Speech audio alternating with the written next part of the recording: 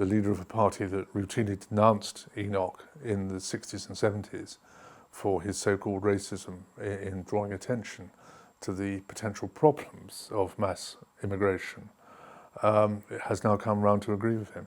Keir Starmer recently gave a speech about immigration where he said that Brits feel like strangers in their own country.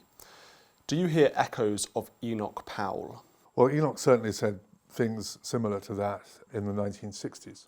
And I don't know whether Starmer's read any of Enoch's speeches. In my experience of certainly of Labour politicians, they attack Enoch for being a racist without ever having read a word that he said. They've just read the quotes. So I don't know, but I'm interested that things seem to have gone full circle, that the leader of a party that routinely denounced Enoch in the 60s and 70s for his so-called racism in drawing attention to the potential problems of mass immigration, has now come round to agree with him.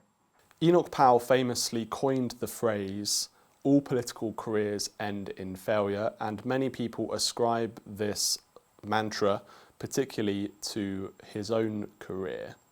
But following on from Keir Starmer's speech, do you think that Enoch Powell has won the argument?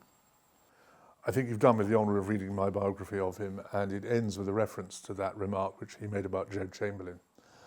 And the last 4 words in the book are, "He did not fail." The fact that we are talking about him 27 years after his death, 63 years after he last held office, 62 years after he last held office, suggests that he was actually one of the great political thinkers of the 20th century. And if you leave that legacy of political thought, I don't see how you can be described as failing.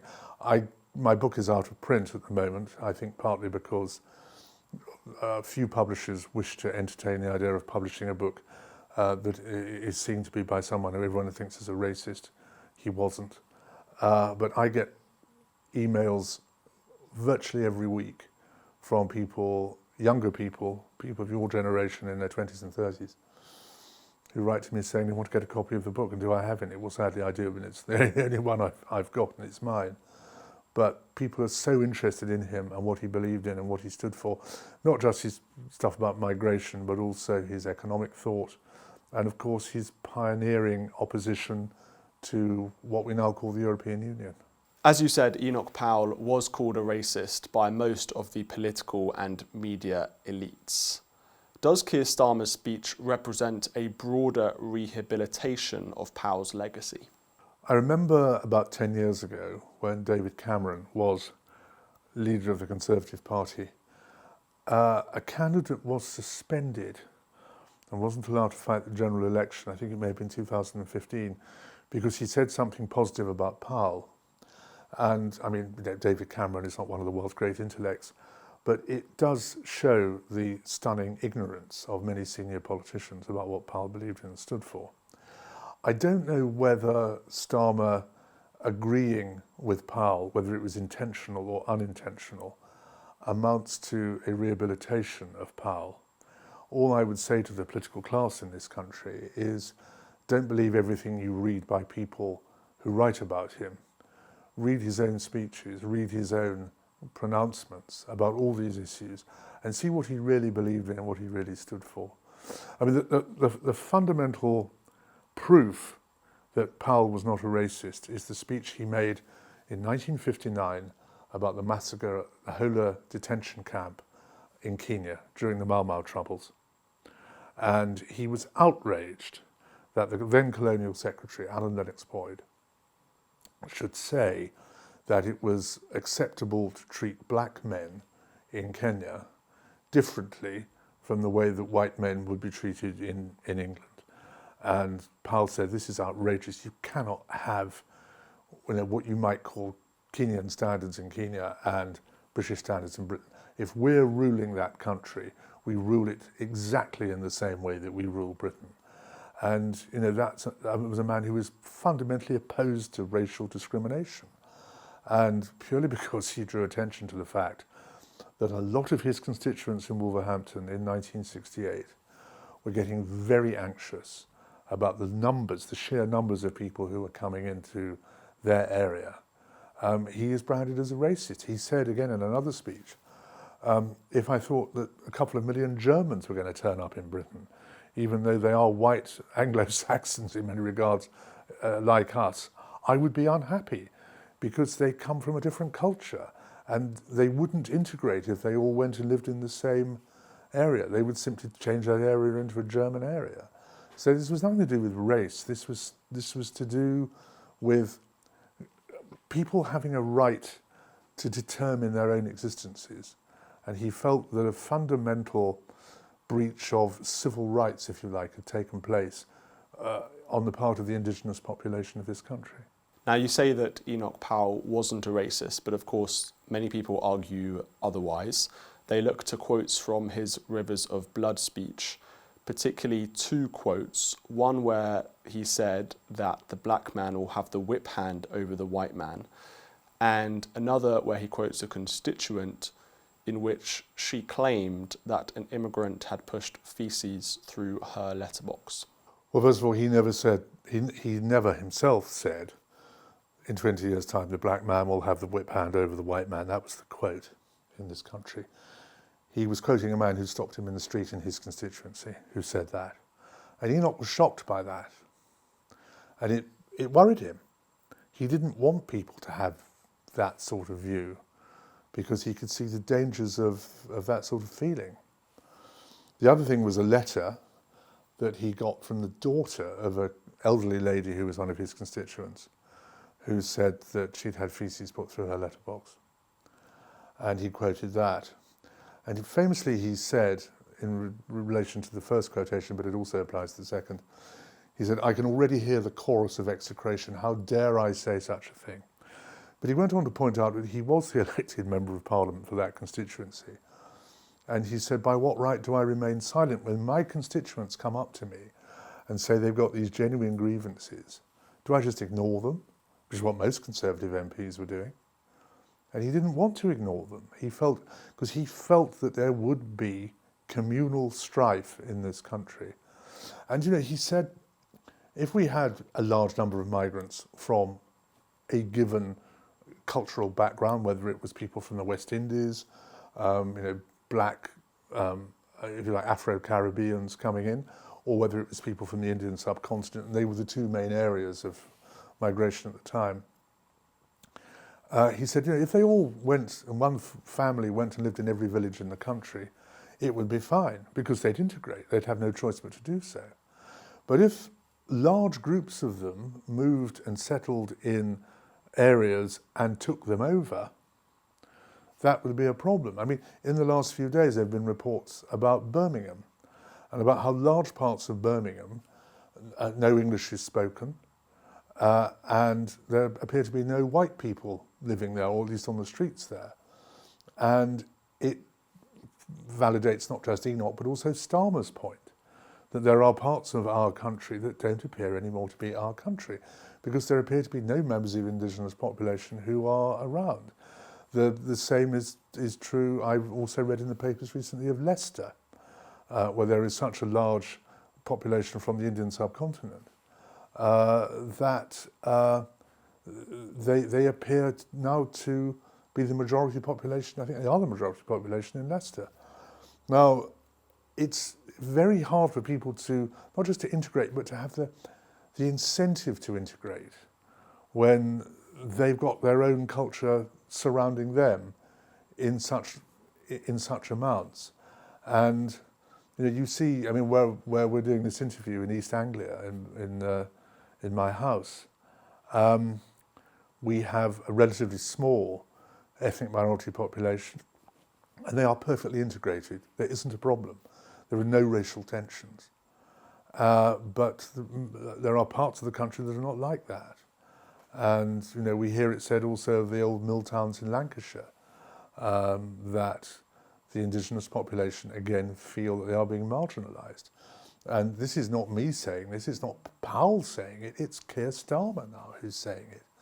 The Prime Minister of our country, a Labour politician, is saying this is unacceptable.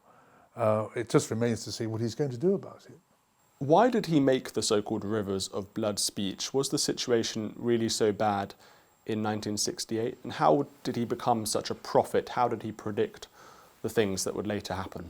Things were bad for his constituents. They weren't bad for the whole country. And he was speaking on behalf of his constituents. A race relations bill was going through Parliament, which became the 1968 Race Relations Act. And he thought that the Conservative Party's opposition to it was ill thought out and weak. And that's why he spoke. He had seen the rate of what he called annual inflow. He talked about, because they were mainly young people who were coming, there was clearly going to be an exponential growth in people from those cultures because they were young people who were of childbearing age. And he just did the maths and worked out that that was what was going to happen. If you read Dick Crossman's diaries, Dick Crossman at the time was Secretary of State for Social Security, he admits that the DHSS was falsifying the figures because they were afraid of what reaction would be if the true figures were published. And he said, how the hell did Powell get the real figures? Well, I think Powell did have a mole in the DHSS who gave him the real figures, but also he just worked out that if you import into your country a large number of young people, those young people will marry and they will have children, and their ethnic minority will grow. And he saw the country having large areas that had ceased to be, as he would put it, British or English. And he saw that causing communal problems. And I don't think you needed to be as clever as Enoch was to work that out. I think a lot of people worked it out for themselves. And you know, this speech that he made was 57 years ago. It's taken a long time, but it was always going to happen. Enoch was famously a lover of the British Empire. Contemporaries like Winston Churchill and others often had very strong views about the empire and its inhabitants that weren't always positive. What was Enoch's views and experiences of people who lived in the empire? Did he know about other cultures, or was he, as some people claim, a little Englander?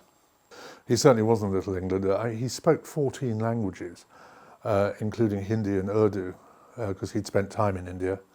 And his dream in the early 1940s when he was out there was that he wanted to be viceroy one day.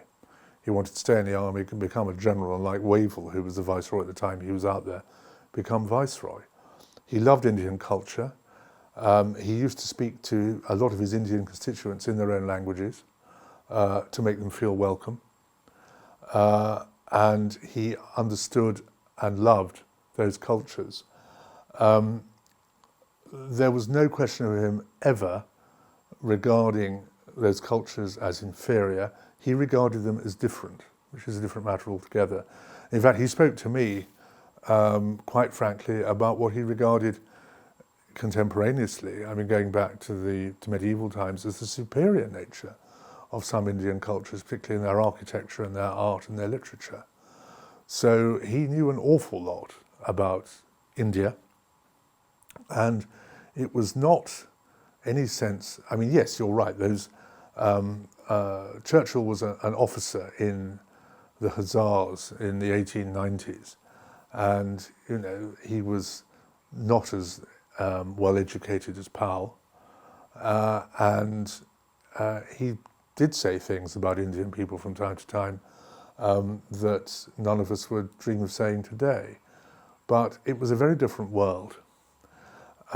Enoch was actually quite progressive in that sense, in that he never, I don't think he ever had a feeling of racial prejudice in his life. And, you know, he really admired the way that Indians led their cultural lives. So he knew a great deal about them, but what he also knew was that their culture was very different from ours. And that if large numbers of them came here and they didn't integrate, they would invite hostility from, shall we say, less well-educated people in the indigenous population who didn't have his enlightened view. I think that is the key point. Many people remember Powell for that famous speech, but how did his views on immigration change over time? Powell was an English nationalist and he believed in English culture and celebrated it. And he coupled that with an acceptance of the equality of other cultures. His views really on immigration didn't develop. He worked out really, at the time of the Notting Hill riots in the late 1950s, that there was a real potential for, as I've said, the less educated, less enlightened stratum of indigenous British society reacting to large immigrant populations moving to certain areas, and he wanted it to be prevented. And that was not to say he wanted to ban immigration. At that stage, he wanted people to disperse around the country so that they could integrate. And he made that point a number of times. But by 1968, he felt that the Conservative Party, with the Race Relations Bill going through, were not making that point and were storing up trouble for the future. That's, if you like, is an evolution. But beyond 1968, I knew Enoch really well from the early 1980s until he died in 1998. His views didn't change. And he died believing that one day there would be such large pockets of people from different cultures in this country that it would invite hostility.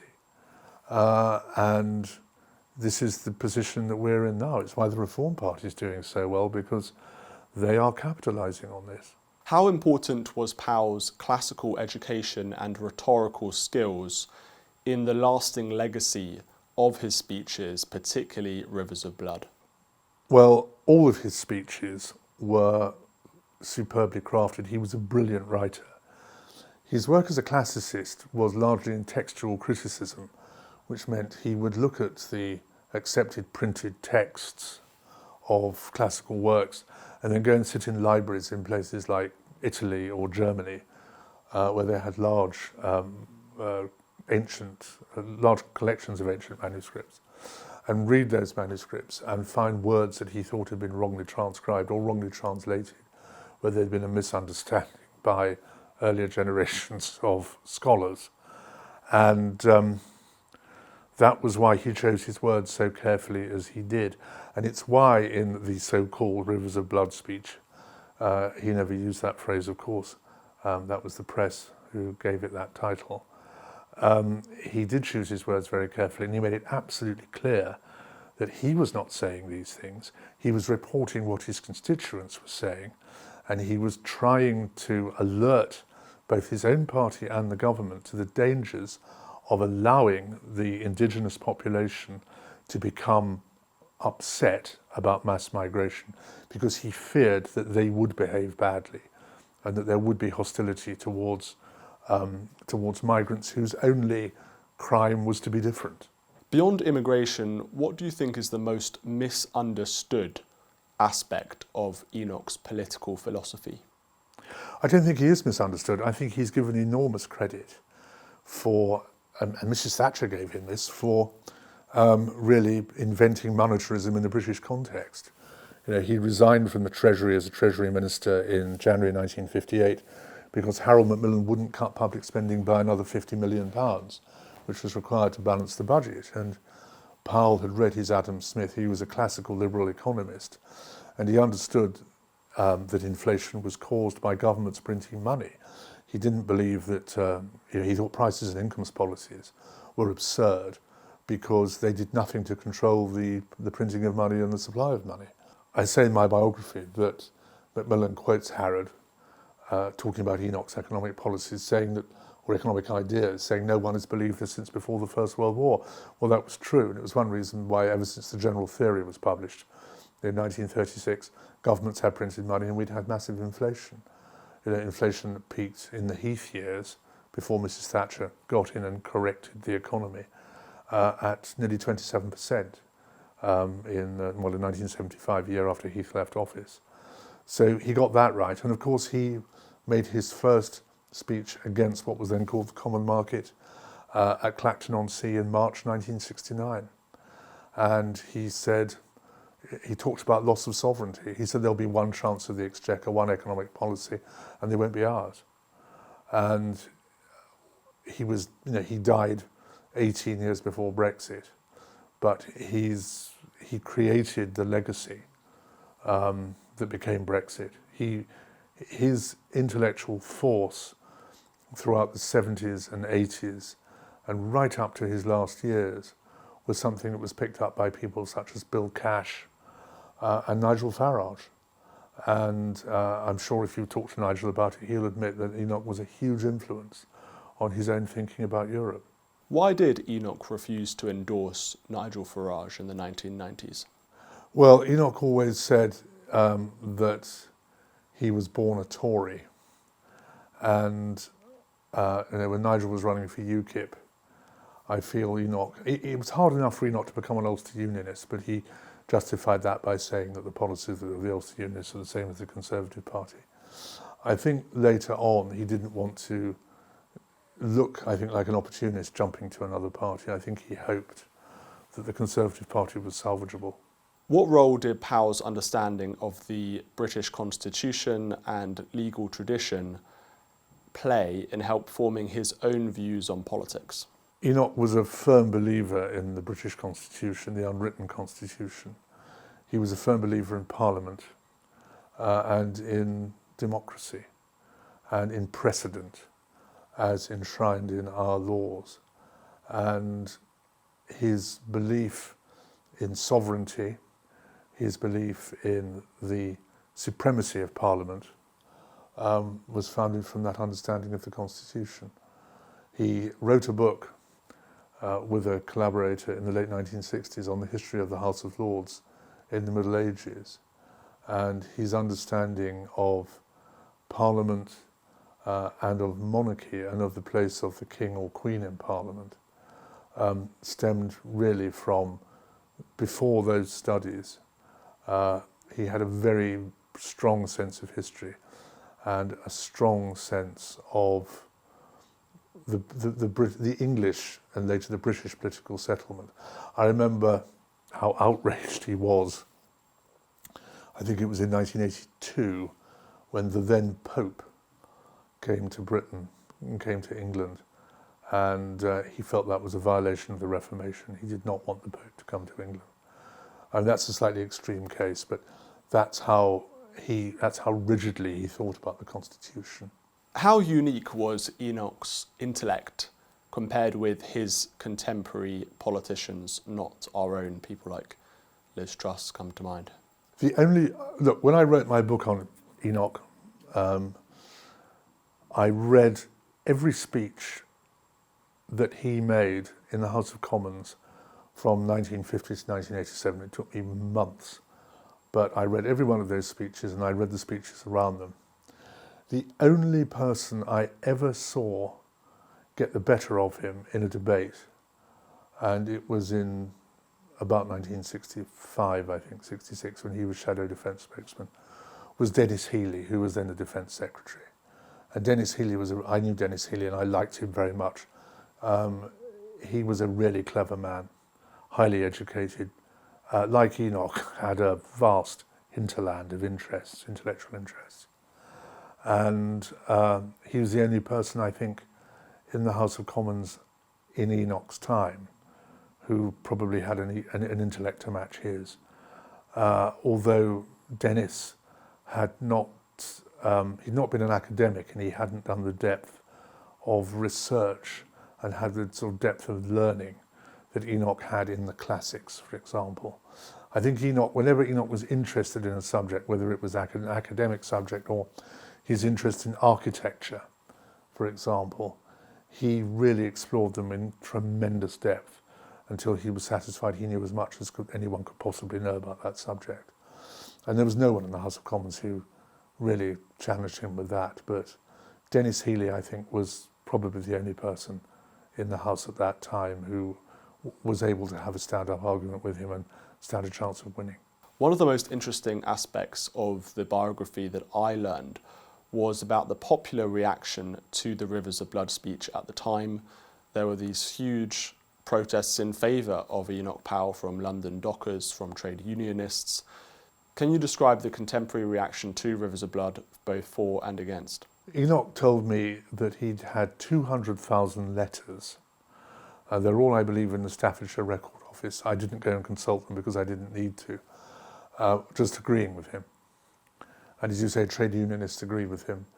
And I think that he was slightly embarrassed by it. He was questioned by David Frost about this. The interview was on YouTube. David Frost saying to him, all these various people who said things. And Enoch said, I can't be responsible for people who agree with me. And I can't control the reasons why they agree with me. And he was aware that there were people who lacked his refinement of intellect and who lacked his enlightenment, who would agree with him for the wrong reasons, i.e. they were racially prejudiced and just didn't like people of colour being in this country. And that did embarrass him. But at the same time, he knew he was speaking for a lot of people who were not racially prejudiced, but who were concerned, like the man who stopped him in the street in Wolverhampton, that they were living in an area that was changing and they'd never been consulted. They'd never been asked whether they'd like a few thousand people from the Indian subcontinent to move into streets around them. And he knew it affected people very profoundly. Now you can argue about whether that was right or wrong, or whether people should put up with that sense of concern. But again, his argument was, I'm a member of Parliament, people elect me to speak for them in Parliament and to speak for them in the country. And by what right do I remain silent, as he famously said in that speech. So it got a massive reaction, and it made him a hate figure on the left. It estranged him in his own party, but millions of people who had never heard of him suddenly agreed with him, and he became a heroic figure. I mean, I would remind you that Tony Benn went to his funeral, hugely criticised for doing it. Tony Benn knew that Enoch wasn't a racist. They'd known each other since 1950. He admired him enormously. And they fell out over Rivers of Blood. Tony Benn was not impressed by that, and they had a froid for a few years. But they came back. Tony Blair didn't go to his funeral, as far as I remember. I was there. But he did pay a tribute to him when he died. He said he was a great statesman, which he was. And it's unfortunate that because of the sensitivity of the race issue, Enoch, by the way, said that he never in his life made a speech about race. He only made speeches about immigration. And that is a subtlety which, again, is lost on most people, but it's true. You can comb all Enoch speeches. There's not a word about race. It's all about migration. But it's a pity that everything else that he believed in and everything else that he shaped conservative thought in, notably economics, notably the question of sovereignty, has been overshadowed by Rivers of Blood. And now we live in an age where there's no easier way to signal your virtue than by denouncing somebody else as a racist. And it's rather nauseating, it's rather infantile. But that also affects his posthumous reputation, which is really sad. If what Starmer has said provokes people to go back and read that speech, and it's on the internet, you don't have to pay to read it, it's there, and see what he actually said. And in the subsequent speeches that he made, because he felt he had to, he made one at Eastbourne a few months later clarifying what he'd said in Birmingham in April 1968, and talking about how he had been willfully misunderstood. People go back and read those speeches. They might think slightly differently about the way our country has evolved over the last 50 or 60 years. Because I'm afraid that a lot of what he said is proving true, and it is inflaming the sensibilities of a lot of people who have not had the educational privileges that someone like Enoch had. And in the interests of our society remaining calm and united, whatever the racial origins of anybody in it, Starmer is right to say that there has to be some element of control brought in now. What was his level of popular support across the country, and could he have become Prime Minister? Well, the level of popular support he had and whether he could become Prime Minister are two different questions. Because becoming Prime Minister depended on the Conservative Party choosing him as its leader, which after that speech it was never going to do. If Heath had lost the 1970 election, which all the opinion polls said he was going to, he would, with the same bad grace he showed in 1975, have been evicted as leader. Would Enoch have replaced him? He'd have been a candidate. Would he have beaten an establishment candidate such as Whitelaw? It's hard to say. We'll never know. I suspect not. His popularity remained enormous. I remember taking Enoch out for lunch in the spring of 1987, about 2 months before he lost his seat in Northern Ireland. And I met him at the House of Commons, and I was going to take him in a taxi to the restaurant where we were having lunch. And he said, no, we'll go on the Underground. I always travel by the Underground. And we went and stood on the platform. And within 30 seconds, a man came up to him and said, excuse me, sir, are you Mr. Enoch Powell? And he was totally recognisable. And I said to him, do you get a lot of it? He said, well, I do, of course I do. And I said, do you ever get people being hostile to you in public? He said, not that I'm aware of. So, and this man certainly wasn't hostile to him. He was a man in, I should think, late middle age, and he just wanted to thank him for everything he'd done for the country. Let's say that he did become Tory leader. Could he have won an election? Unquestionably. Because he'd have fought on what would now be called a populist agenda. If Wilson had won in 1970 and had followed through and taken us into the common market, Enoch would have fought an election that included having a referendum, not necessarily taking us out, but seeking that full support of the British people that he felt was not solicited by Heath. He'd have done that. He'd have sought to correct the terrible economic problems of the early 70s by a strict monetarist policy. And he would have sought to reorientate our foreign affairs, not necessarily in a way that perhaps many people would have liked. He was very cynical about America, as you know. And I think he would have sought some sort of relationship with other European powers outside the European Union. He was a fluent French, German and Italian speaker, and I think he'd have sought to have a formal relationship with them that was not one where sovereignty was sacrificed, and to become less dependent upon America. He didn't like America. He thought America was determined at all times to undermine British power. And if you go back and look what happened between really Versailles and the early 1960s, he had cause to believe that. Now, as you say, you knew Enoch Powell for a long time. What was he like in private, and how did his private persona differ from his austere, stern political persona? He could be very funny. He could be very amusing. He was immensely charming. He knew that a lot of people were intimidated by him, and he sought to put them at their ease. He was also blessed with a wonderful wife, Pam, who, my wife, who knew Enoch very well, described as Enoch's bridge to the real world. And Pam went out of her way to make people feel at ease and welcome in their home and anywhere else that Enoch went. The first time I met him was in 1981. I was 20 years old. He came to the Cambridge Union to give a lunchtime talk. And I had various books of his speeches. I had become interested in Powell in the mid-1970s when I was doing my economics A-level.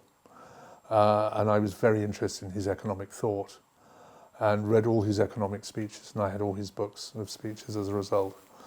I took them to the Cambridge Union with me to that talk and asked him whether he'd sign them. And I remember him saying to me, do your tutors know you have this subversive literature in in your possession, because they may ask you to leave this university if they find out. And we laughed about it.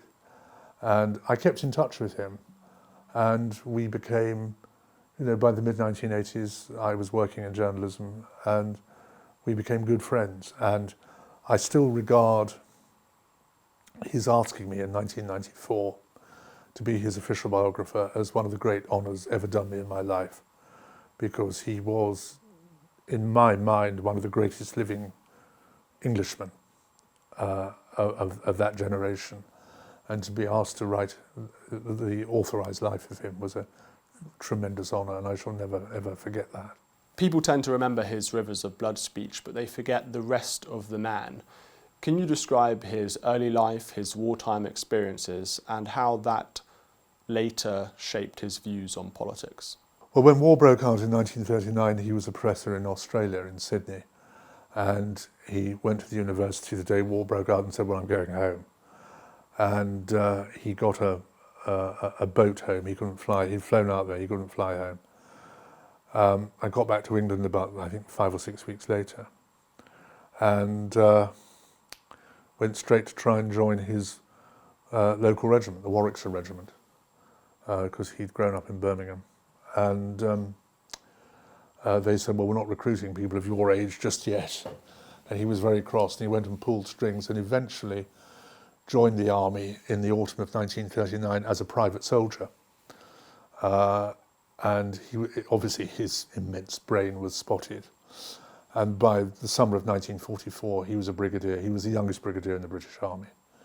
And he'd risen through all those ranks. Because he was a brilliant staff officer, he was very upset that he wasn't asked to go and fight. He wanted to fight. And what particularly upset him, before he went to India, where he went in the summer of 1943, he'd been in North Africa, and he'd helped plan the campaign in North Africa.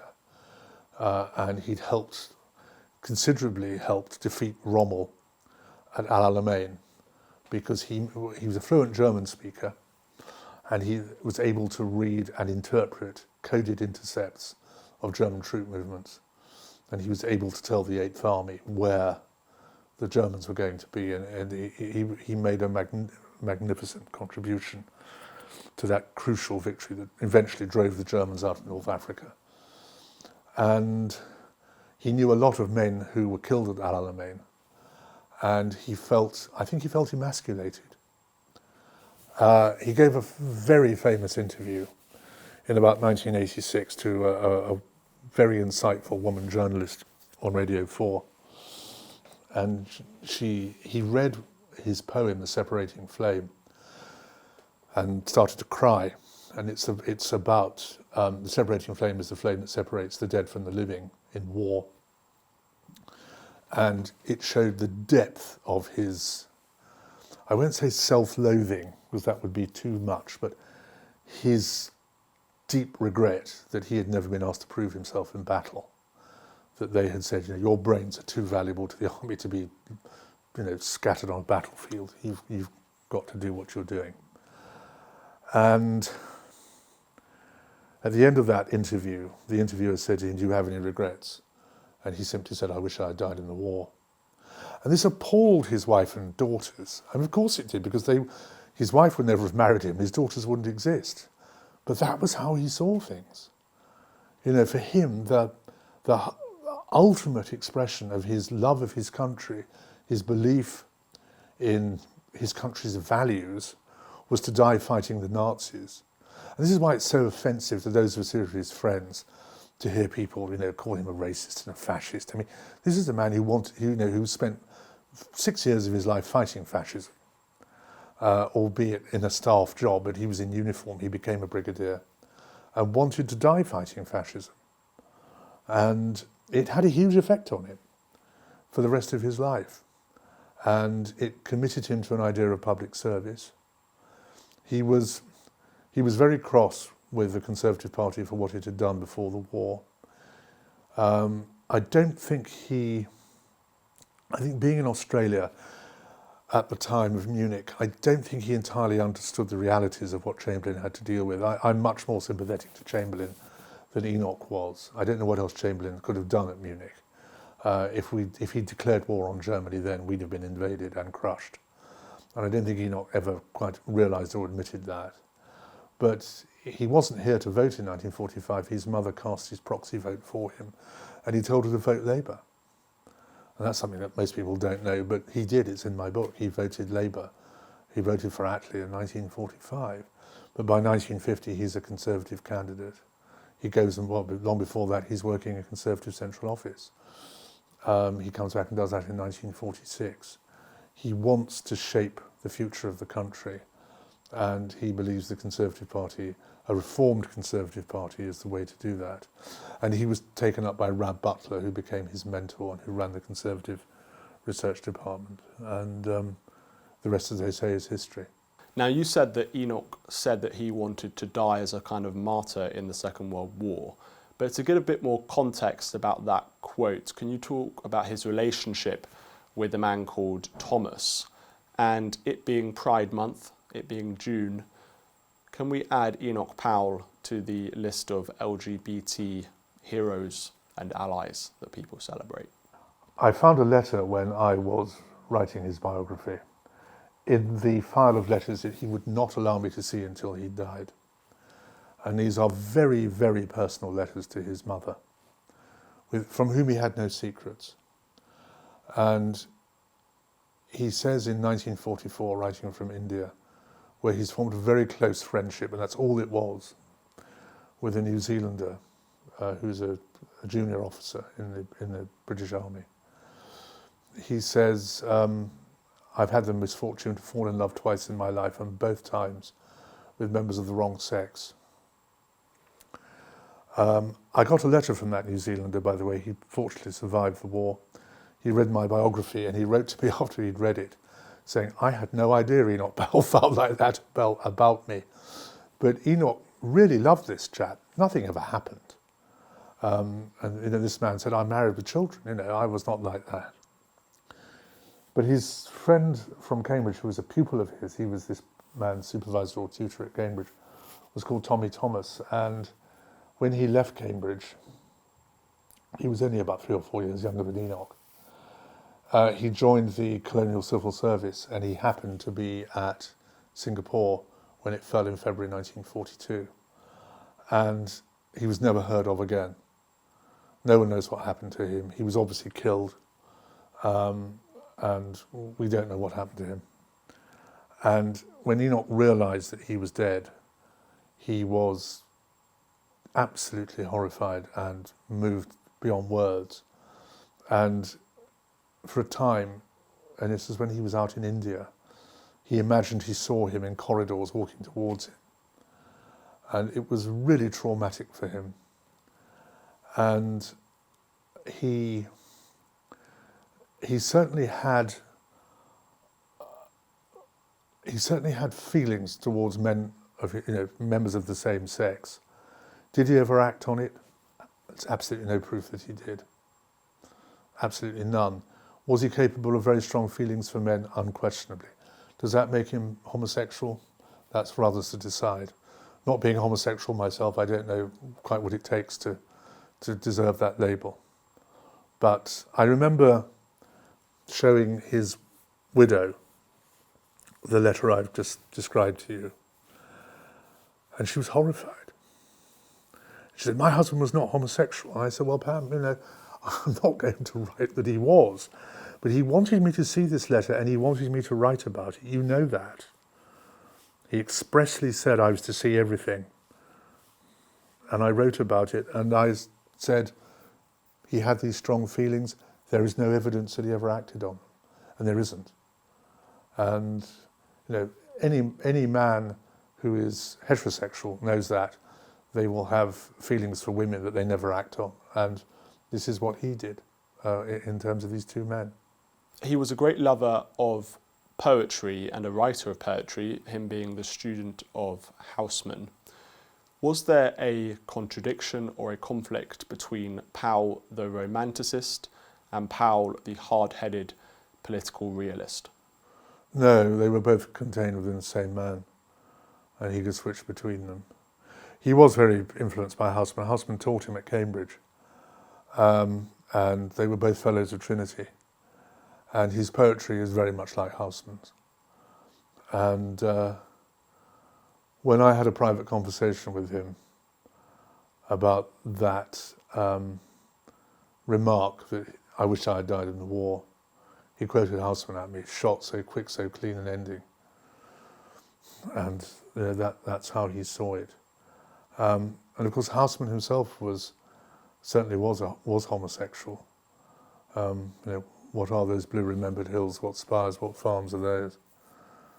And Enoch was very heavily influenced by him. And if you read Enoch's poetry, much of it is Houseman-esque. And he'd be the first to admit that. Can you describe Enoch's views on the empire and how they changed over time? Enoch believed the British Empire was a good thing because he felt that it, and this goes back to the Hola Camp speech that I mentioned earlier, he felt that it offered or should offer humane British values to societies that perhaps would not naturally have had them anyway. Again, I must stress, he did not believe in the racial superiority of the white Britain going abroad. Of course, there were people who did in the British Empire. He was not one of them. If you read George Orwell's accounts of his time in Burma, he speaks very much as I imagine Enoch would have thought about just doing a job of work when abroad in a British controlled territory. And Enoch thought that the relationship between the highest caste of Indians and the British was really positive and had done really great things for India economically and socially. And he believed that the empire spread something really good around the world. Now, of course, many people don't believe that these days, but I'm answering your question, and that's what he believed. When Attlee decided to take Britain out of India in 1947, it was a traumatic moment for Enoch because it destroyed a value system that he had come to believe in fundamentally. And as I said earlier, he wanted to be Viceroy of India. He believed that he would go back there 20 years on and be a benign ruler of India on behalf of the British. And he realised that was never going to happen. And from that moment on, he thought everything else about the British Empire was pointless. He said the British Empire was India. Everything else was just sort of tacked on. And in 1954, when the Suez Group was formed, and they were being very concerned about the possibility of the withdrawal of British bases from east of Suez, he said, why don't you just get real? It's over. The empire's over. We may not have left yet, but we're going to leave. There's no point in having all these territories such as Singapore or other Malay states that were part of the British Empire, or the West Indies for that matter, because the key that was holding them together, that keystone has been ripped out. And the Tory party in the 1950s was scrabbling, to find some sort of international reason for Britain to feel good about itself. And it wasn't there. And the more Enoch hectored them about this, the more unhappy they became with him. But, he was right. And of course, Harold Macmillan, who didn't get on with Enoch, undertook when he was Prime Minister to start dismantling, first of all, the African Empire and then the empire in the West Indies, which had to be done. But Enoch got there in 1947. He said, once you get rid of India, you have no pretense to be an imperial power. Can you describe Enoch's relationship with the Conservative Party, particularly after they fell out of love? Well, look, the key thing that Enoch did for the Tory party that lived on after him was in 1964, when the Conservative Party had lost that election to Wilson, he took Keith Joseph into the Institute of Economic Affairs and introduced, where Enoch had been a regular attender of discussions since 1958, and said, look, this is the sort of economic model that we need. It's a classical pre-Great War economic model. It's how Mr. Gladstone used to run the economy. And when he'd done that, Joseph went away in the early 1970s, before Enoch had left the Tory party, but when he was persona non grata in the Tory party, and formed the Centre for Policy Studies with Mrs. Thatcher, and convinced her that monetarism, and I'm using that as shorthand, and withdrawing the state from a number of enterprises was the right way forward, and encouraging private enterprise. And Mrs. Thatcher always wanted to be friends with Enoch. She really admired him. And they had a big falling out over the Anglo-Irish agreement, because he felt that she was kowtowing not just to the Republic of Ireland over the Anglo-Irish agreement, but also to the Americans. And he also, I think, felt that she was reacting to the Brighton bomb, which was the previous year. I mean, Enoch, by that stage, just as he wished he died in the war, would probably have wished he'd been blown up in the Brighton bomb, because, he would have had a form of martyrdom from that. And he wasn't reconciled with her really until shortly before his death in the mid-1990s. When my book was published, when my book was published 9 months after his death in 1998, she reviewed it in the Daily Telegraph in an article which I commend to you, and in which she said that directly from him and also through Keith Joseph, her whole approach to government had been shaped. Privatisation, which Enoch had called denationalisation, as well as monetarism. And also, this idea that a prices and incomes policy was a nonsensical way of controlling inflation. And what Enoch did was give her, with help from Keith Joseph, the intellectual gravitas to move on from the post-war consensus, and particularly the very unconservative economics of Ted Heath. It's been 26 years since you published your official biography of Enoch Powell. How has your own views changed of the man over that time? Oh, I thought he was right at the time, No, I mean, look, the two fundamental things that attracted me to Powell as a young man were his economics and his view on the European Union as it became known. And my view on, but neither of those things has changed. Migration was incidental to that, but I didn't think he was wrong, and I don't think he was wrong now. If Powell were alive today, how do you think he would view contemporary politics, in particular on issues like immigration, and how would he view all three party leaders, Starmer, Badenoch and Nigel Farage? Well, you must remember Enoch would be 113 years old, and I imagine even by that stage, had he lived to that great age, some of his thoughts might have changed. I think he would have been amused that Starmer had come round to his way of thinking. I think he would greatly have admired Kemi Badenoch, because I haven't heard her say anything that he would have disagreed with. And I think he would have hoped that Nigel Farage would find some way of accommodating himself in the Conservative Party. I can see exactly why Nigel thinks what he thinks about the Conservative Party, because for the 14 years they were in power, they were a disgrace. And almost everything that's wrong with this country is the fault of either David Cameron, Theresa May, Boris Johnson or Liz Truss. Rishi Sunak I would exempt, because I think Rishi actually ran a reasonably good government for those couple of years, and he inherited an absolute basket case, and I think he behaved extremely well. I wouldn't have called the election when he did, but that's another matter. But I think that Enoch would have been so disgusted by the way the Conservative Party behaved in those 14 years that he would have regarded the last two leaders as being a slight improvement. But he would have regarded Nigel, I think, as being justified in taking the view that he does of the Conservative Party. But I think he would also hope that there would be some, given that Mrs. Badenoch has now repudiated virtually everything the Conservative Party stood for in the previous 14 years, and rightly so.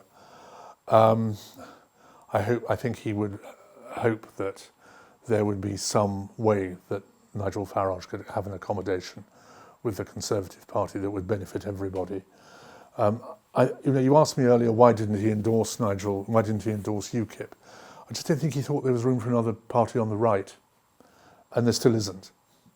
And the Labour government can only be successfully defeated if there is unity on the right of politics in this country. If they don't achieve some form of unity, there's going to be a real mess. Now, you've left me with more questions than answers. I particularly wonder what Kemi would think of Enoch. You must ask Kemi that. I think she's an admirer.